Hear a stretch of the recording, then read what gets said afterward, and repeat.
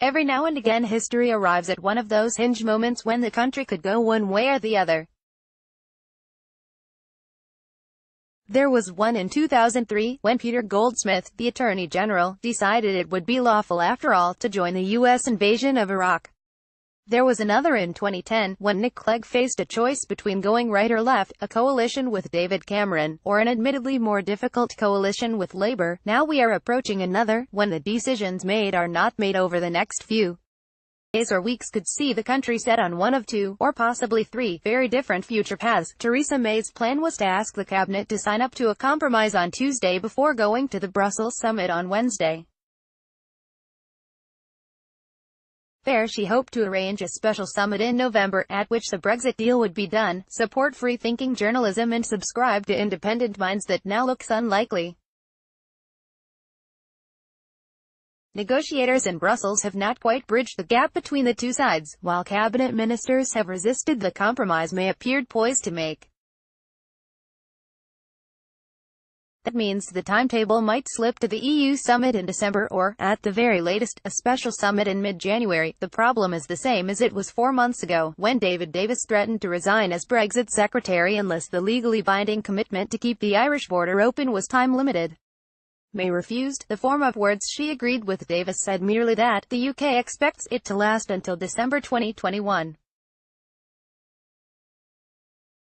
Davis eventually resigned a month later. Now his successor, Dominic Raab, has said that the Irish backstop would have to be finite, it would have to be short, and it would have to be time-limited. He was reflecting the views of other cabinet ministers at a meeting on Thursday, at which May chaired as opposed to opined, according to James Forsyth, the well-informed political editor of The Spectator. Liam Fox, the International Trade Secretary, also insisted on an end date for the Irish border pledge. Jeremy Hunt, the Foreign Secretary, was harder than you'd expect, according to Forsyth. May could still try to push her position through the full meeting of cabinet on Tuesday, knowing that she has a majority of loyalists as she did at the Chequers meeting in July, that risks resignations. As well as Fox, Andrea Leadsom, Penny Mordaunt and Esther McVey are supposed to be thinking about quitting. I shall believe it when I see it. Their departures would disrupt the Prime Minister but not dislodge her. Raab could make things more awkward for May by being the second Brexit Secretary to resign. Michael Gove, as a leader of the Leave campaign, is another with some leverage. But even if, as some hard Brexiteers claim, 9 cabinet ministers resigned over an open-ended customs union, which I do not believe will happen, it would not alter the fundamentals of May's position. The central fact is that there is a majority in Parliament for a form of Brexit that keeps us in a close economic relationship with the EU. It has always been true that, for May to use that majority, she has to face down the hard Brexiteers in her party, and possibly the DUP too, and rely on Labour votes. It has also always been true that she would be best doing that at the last moment. But that means leaving the crucial bit of the negotiation with the EU to the last moment, which, given that it too has to compromise to make a deal possible, risks the whole thing collapsing and the UK leaving without a deal. We are inching towards the moment of truth. A government source told The Times today that staying in a form of customs union with no time limit could get through Parliament, even if the DUP opposed it. Created with sketch.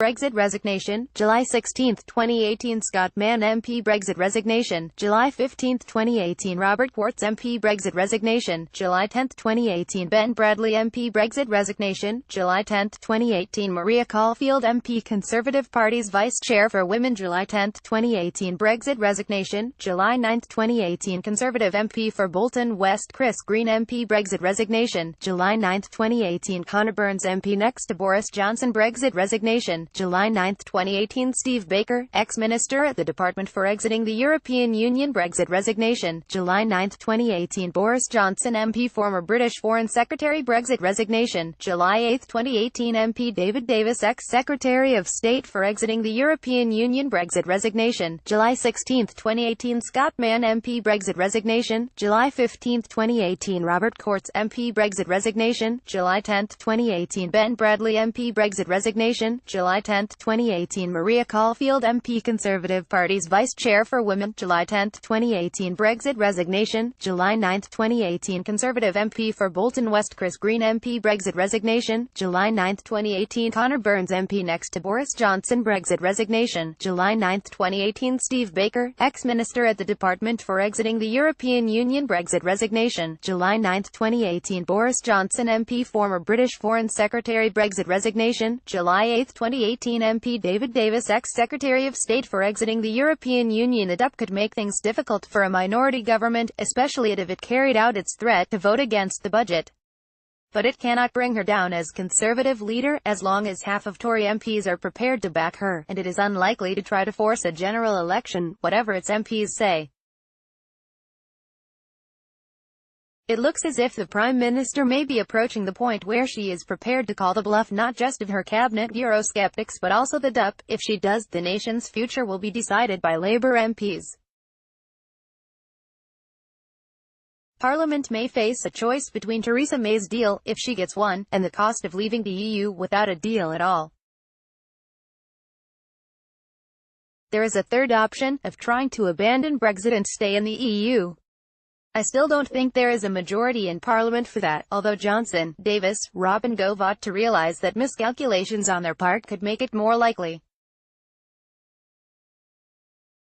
But if it comes down to a choice between a deal that keeps us close to the EU and a no-deal Brexit, I cannot see how Labour MPs could put some twisted notion of party advantage ahead of the national interest.